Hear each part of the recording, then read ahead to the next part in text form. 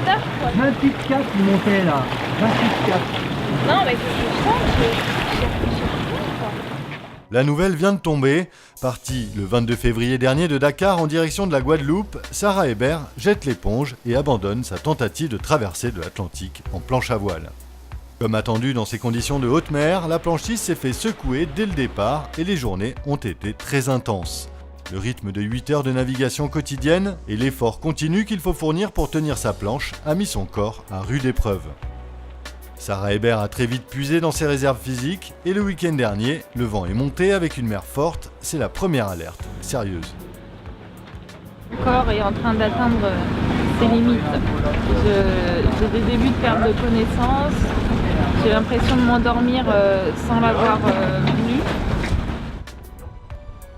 Après 2 jours de repos à bord du catamaran Assistance, Sarah Hébert a tenté de reprendre la mer, mais en vain.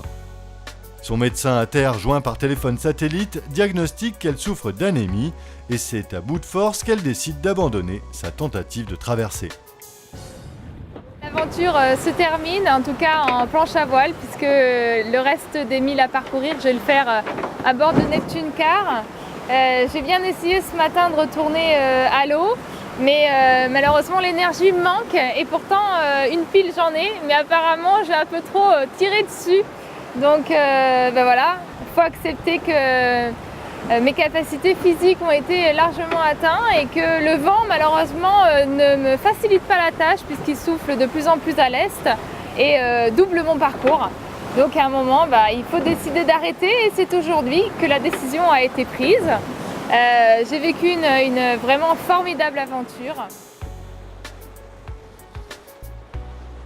On salue cette première tentative de traversée de l'Atlantique en windsurf car le défi était plus qu'osé. Nous souhaitons bon vent à la windsurfeuse qui saura se relever grâce à sa force de caractère. Elle a déjà sans doute plein de projets dans la tête pour reprendre le chemin de l'océan, des projets sûrement plus aboutis et mieux préparés.